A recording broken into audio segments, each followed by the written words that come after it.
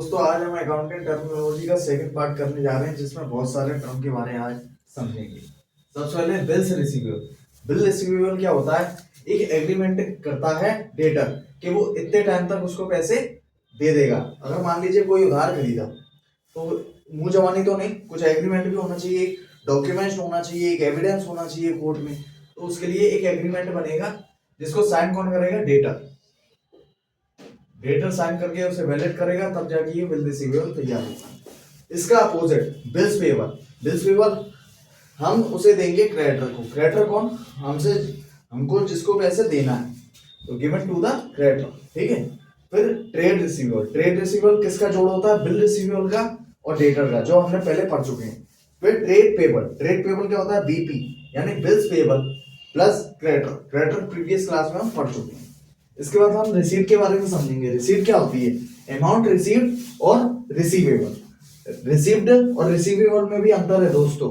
Received का मतलब हो चुका है मिल चुका, और रिसीवेबल का मतलब होता है मिल जाएगा, मतलब इन फ्यूचर हमें मिलेगा वो पैसा।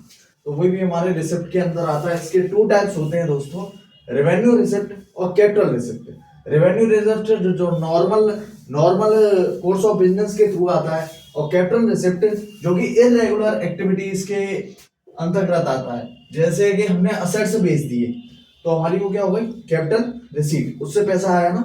और रेवेन्यू रिसिप्ट, रेवेन्यू जैसे हमें इनकम रिसिप्ट हो गई, कमीशन रिसिप्ट हो गई, तो ये हमारी क्या हो गई? Revenue receipt. और उसके बाद है एक्सपेंडिचर। एक्सपेंडिचर का मतलब क्या होता है? अमाउंट स्पेंड ऑन लायबिलिटीज या असेट्स इनकर्ड। या तो हमने वो पैसा लायबिलिटी पे खर्च करा है, या कुछ खरीदा है, या फिर नॉर्मल कोर्स ऑफ बिजनेस पे देखते हैं। रेवेन्यू का मतलब होता है नॉर्मल कोर्स ऑफ, जैसे हमने रेंट पेड करा, सैलरी पेड करी, कमीशन पेड करी, तो ये सब हमारी क्या हो गई? Revenue receipt. Revenue expenditure. और फिर कैपिटल एक्सपेंडिचर, जैसे हमने मशीन परचेज कर ली, तो परचेज करिए, हमें पैसा देना है, तो हमारी क्या हो गई? वो कैपिटल एक्सपेंडिचर। फिर एक्सपेंस के बारे में समझते हैं।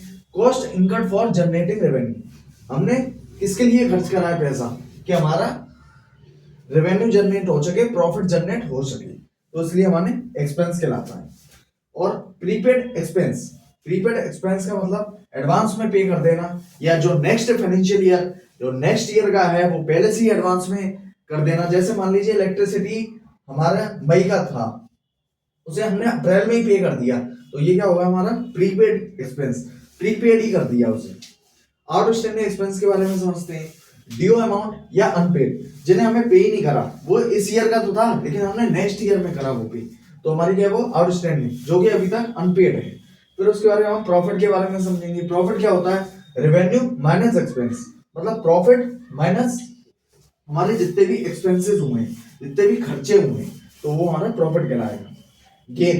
गेन का मतलब क्या होता है? जो इरेगुलर एक्टिविटीज के थ्रू होता है, जैसे लॉटरी हो गई, या फिर कोई हमने असेट्स बेच दिया, उसमें बड़ा खर्रा लाभ हुआ। ठीक है। और फिर लॉस के बारे में समझते हैं, जिसमें एक्सपेंस हमारे ज्यादा होंगे रेवेन्यू से, यानी प्रॉफिट से। तो इनकम क्या कहलाती है? इनकम कहलाती है दोस्तों रेवेन्यू माइनस एक्सपेंस, मतलब जितना हमने कमाया और जितना बिजनेस से रिलेटेड खर्चा हुआ। तो ये हमारा आज का टॉपिक था। बहुत बहुत धन्यवाद दोस्तों।